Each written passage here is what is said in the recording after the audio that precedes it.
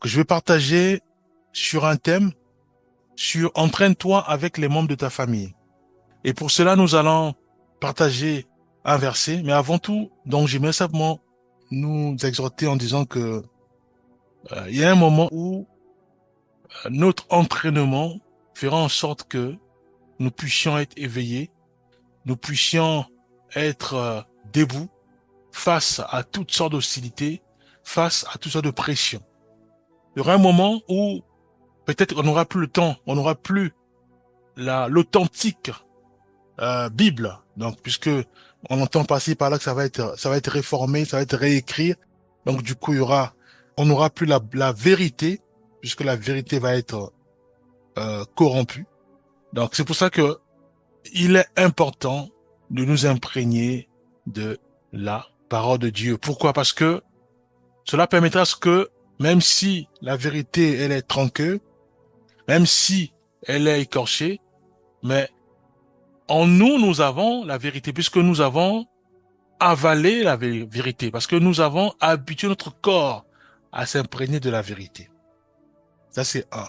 Et deux, peut-être que demain ou après-demain, un peu, on l'a vu surtout quand il y a eu Covid, où on pouvait plus aller à l'église, où on pouvait plus voilà, nous retrouver ensemble parce qu'il y avait ce virus.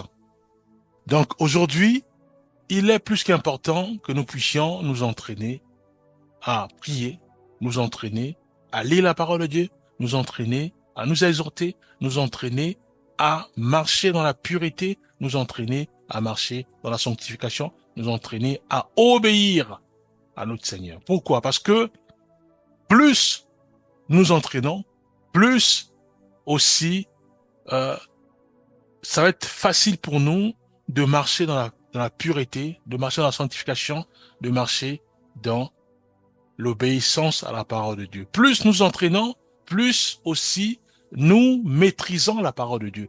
Plus nous entraînons, plus nous enracinons en Jésus-Christ. Pourquoi? Parce que nous, avec l'habitude, avec les entraînements, ça va être pour nous facile de détecter qui ment, qui tronque la vérité et qui parle pour son ventre.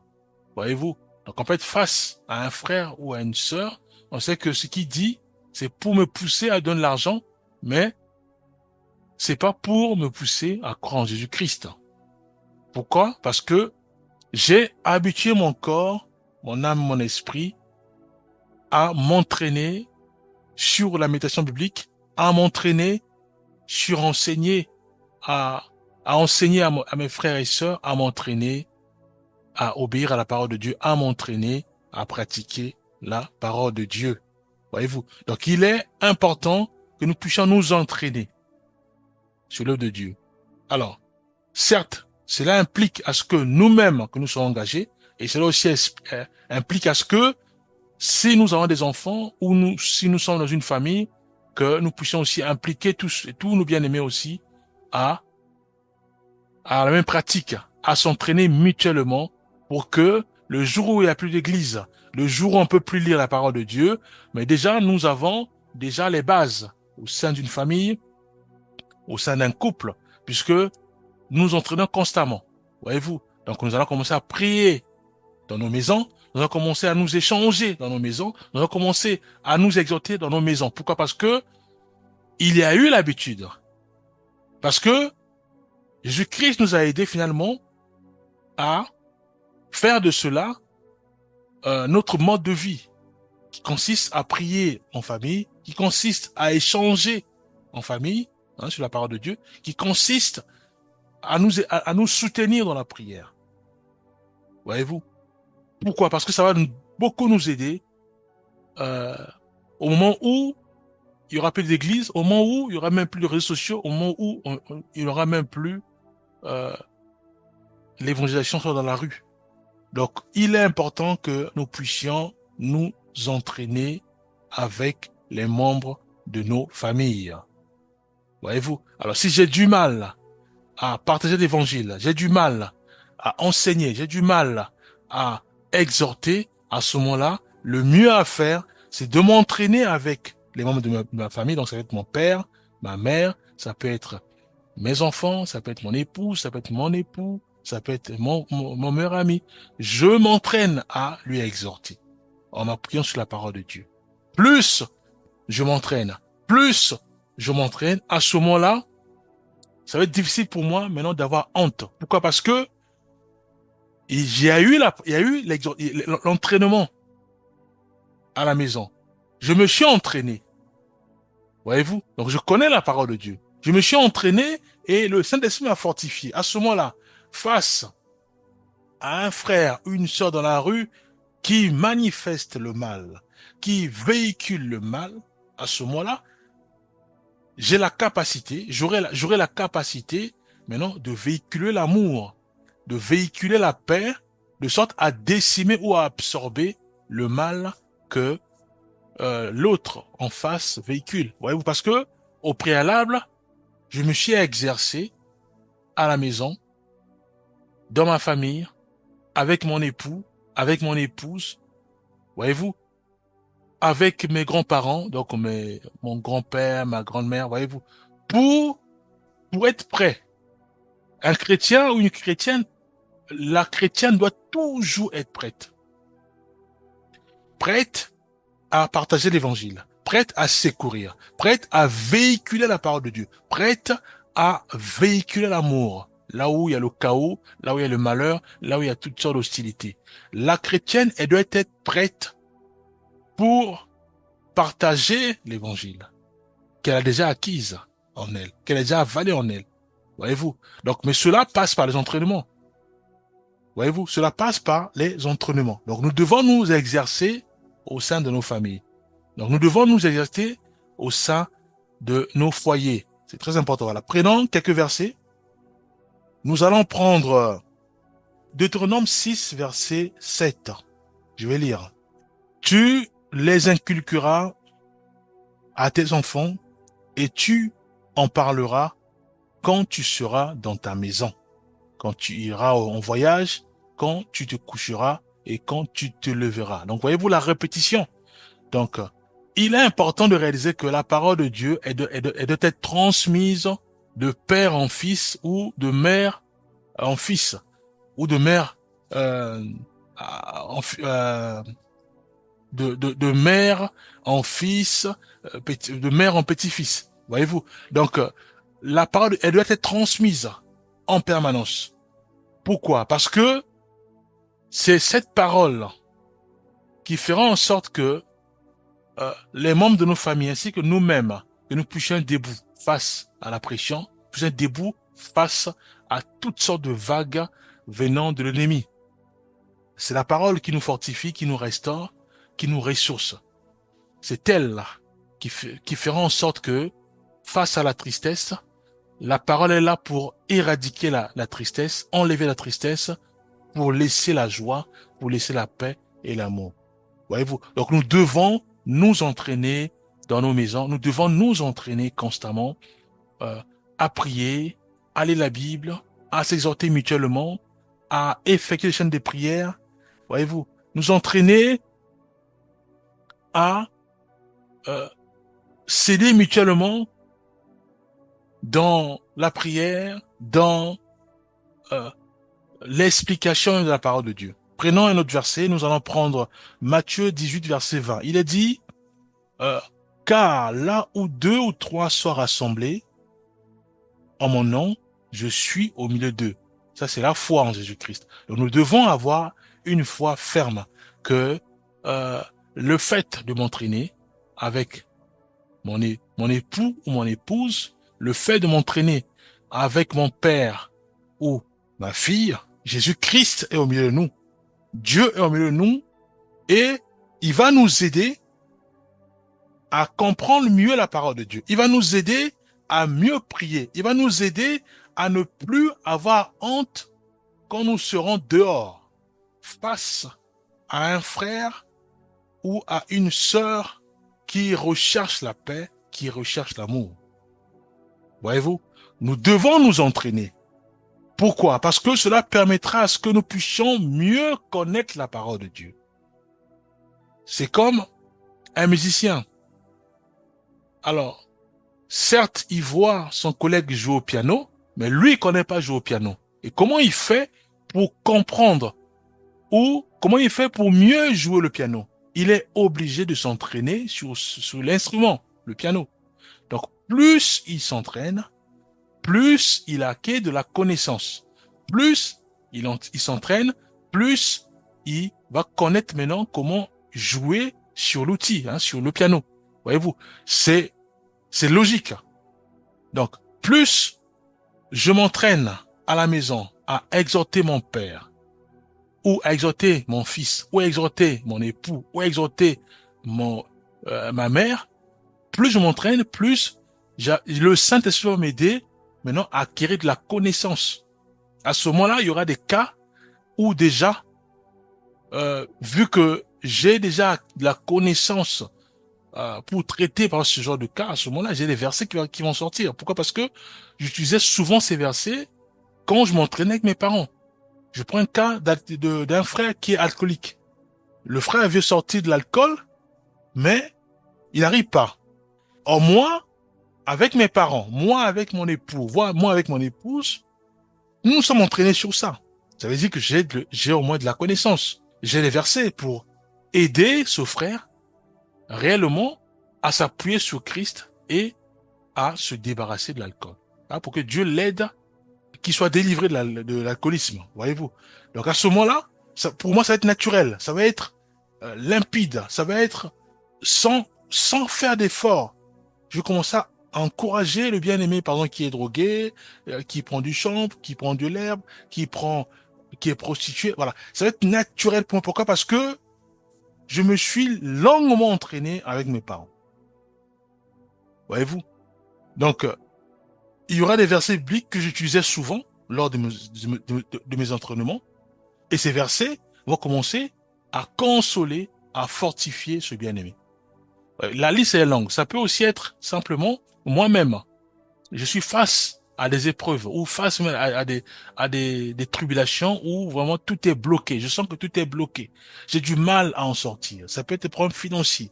Je n'arrive plus. Comment faire pour gérer des charges? Je suis bloqué. Voyez-vous? À ce moment-là, il y a toutes sortes de pensées qui, les pensées du mal et du diable Satan, qui nous envahissent à ce moment-là. Alors, est-ce que je me laisse entraîner par ces pensées? Non. Pourquoi? Parce que comme j'ai déjà de la maturité, je me suis tellement entraîné avec mes parents, à ce moment-là, ça va m'aider à garder ma foi en Jésus-Christ. Voyez-vous? Donc, je vais commencer à rechercher, à glorifier le Seigneur, à adorer le Seigneur, à louer le Seigneur, pour chasser les pensées euh, négatives qui m'assaillent, qui me dérangent. Alors, mais pour arriver à cela, il a fallu que ce frère ou cette sœur puisse réellement s'entraîner avec ses parents. Voyez-vous? Donc, il est important que nous puissions nous entraîner à l'élément de nos familles. Alors, prenons aussi Colossiens 3:12. Revêtez-vous donc comme des élus de Dieu, saints et bien-aimés, de sentiments de compassion, de bonté, d'humilité, de douceur, de patience. Voilà. Donc tout ça, le fait de lire la Bible, le fait de s'entraîner avec mes parents, voilà. Tout ça révèle que j'ai de la compassion, j'ai de la bonté, parce que j'exhorte à mon père, j'exhorte à ma mère à véhiculer l'amour, à ne pas s'énerver, à véhiculer la joie. Voyez-vous? Donc cela montre qu'il y a de la patience, montre qu'il y a la bonté, montre qu'il y a l'humilité, montre qu'il y a la douceur, montre qu'il y a la compassion. Mais Dieu nous appelle réellement à nous revêtir de ces ingrédients-là, à nous revêtir de ces qualités-là, voyez-vous? Donc, plus je m'entraîne, plus j'accomplis simplement. Colossiens 3:12, 1 Corinthiens 16:14 dit que tout ce que vous faites soit fait avec amour. Alors, prenons Éphésiens 2, verset 10. Car nous sommes son ouvrage, ayant été créés en Jésus-Christ pour de bonnes œuvres que Dieu a préparées d'avance afin que nous les pratiquions. Voyez-vous? Donc, le Seigneur nous appelle simplement à rentrer pleinement dans notre vision, dans notre mission, qui consiste simplement à véhiculer l'amour, à véhiculer ce qu'on appelle les bonnes œuvres, hein, c'est-à-dire que l'amour, la joie, la paix, la bienveillance. Voyez-vous? Et cela se fait, premièrement, en pratiquant, en exerçant d'abord avec nos parents. Et plus je m'exerce, plus la connaissance qui inonde mes pensées, plus je m'exerce, plus il y a aussi de l'expérience, plus je m'exerce, plus le Saint-Esprit commence à m'aiguiller, à m'orienter, à m'ouvrir les yeux, à m'ouvrir encore l'intelligence. À ce moment-là, face à un frère qui pleure parce que il a faim, à ce moment-là, mais moi, qui détiens maintenant toutes les billes, hein, je suis maintenant outillé, ça va être moins facile de l'encourager, de le fortifier, à ne pas pleurer, mais à compter que sur Dieu. Et plus il va compter sur Dieu, à ce moment-là, j'applique le verset qui me demande aussi à moi de nourrir ou de donner la nourriture à celui ou celle là, que j'ai enseigné. Hein, Dieu dit, bien sûr, nous pouvons exhorter un frère, mais si nous avons aussi quelque chose, nous pouvons aussi fortifier ses bien-aimés en leur donnant la nourriture ou le pain, un peu comme faisait Jésus-Christ avec les 4000 personnes. Il a enseigné ensuite, il les a donné le pain, il les a nourris avec le pain et le poisson.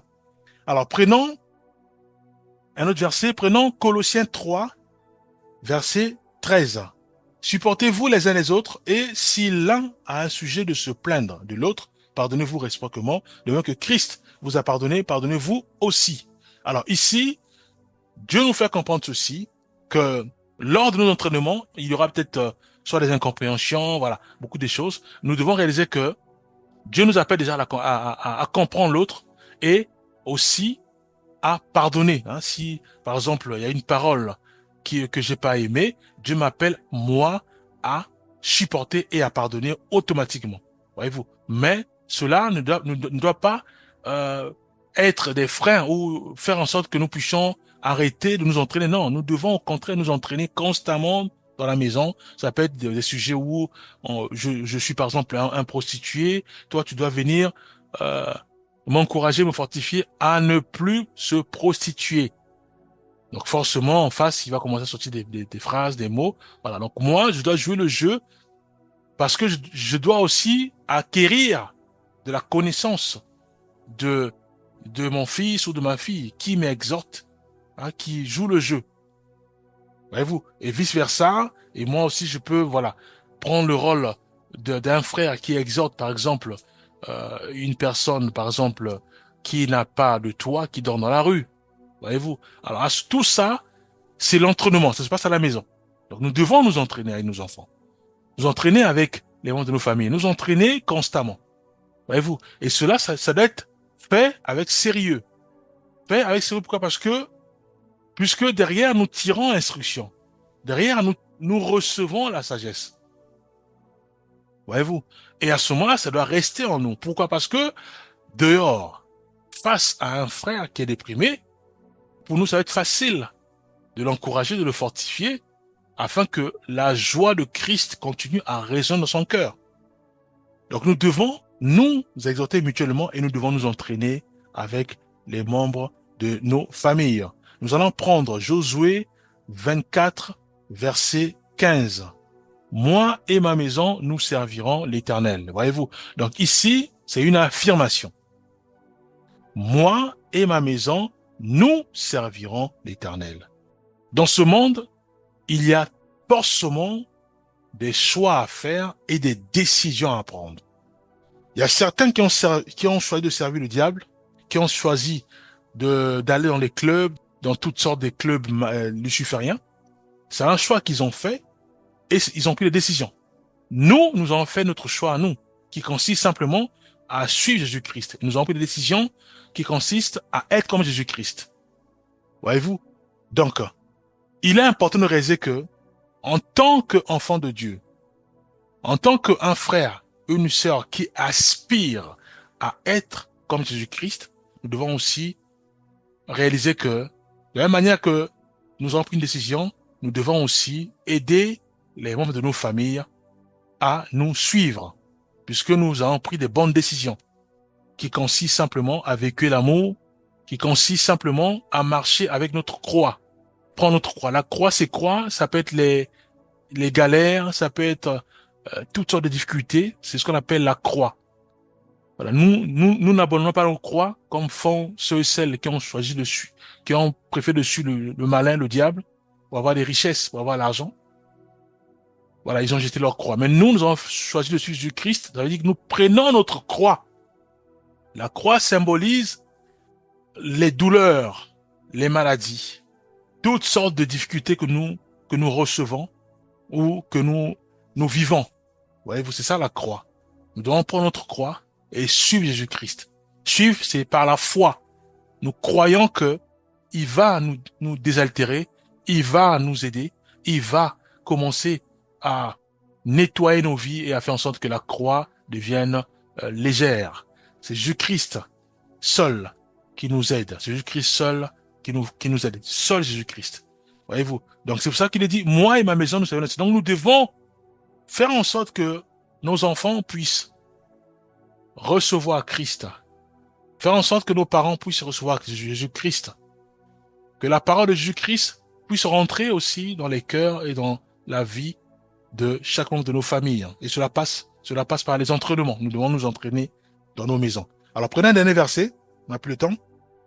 Prenons Proverbe 22, verset 6. Instruis l'enfant selon la voie qu'il doit suivre.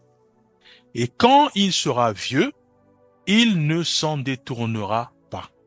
Voyez-vous donc ici, la conséquence d'enseigner à nos enfants, la conséquence de leur montrer le chemin, c'est que quand ils vont être vieux, à ce moment-là, tellement que c'est ancré en eux, face à la pression, face à la famine, face à la pauvreté, ils ne pourront jamais servir le diable. Ils ne pourront jamais rentrer dans les clubs ou dans les loges. Ils ne pourront jamais véhiculer le mal. Pourquoi? Parce que toute leur vie, ils sont entraînés à véhiculer la joie, à véhiculer le bonheur, à véhiculer l'amour, à obéir à la parole de Dieu, à marcher dans la sanctification, à pratiquer et à vivre selon la parole de Dieu. Voyez-vous? Donc, la parole de Dieu dit que euh, quand il sera vieux, il ne s'en détournera pas. Voyez-vous? Donc, face à la pression, ils pourront jamais changer de chemin. Ils pourront jamais changer de maître. Parce qu'ils ont déjà fait leur choix qui consistait simplement à suivre Jésus-Christ et à être comme Jésus-Christ. Voyez-vous ce que je tenais à partager aussi? Nous allons prier. Père, nous remettons entre ta main nos vies. Fais grâce. Fais grâce que nos vies, Père, continuent à produire des fruits pour ta gloire. Que nos mains continuent à produire des fruits pour ta gloire. Toi, le Dieu d'Abraham, d'Isaac et de Jacob. Permets à ce que tout en nous manifeste et glorifie ton nom. Que tout en nous, Père Céleste, produise des fruits pour ta gloire. Au nom puissant de Jésus-Christ, nous avons ainsi prié. Amen.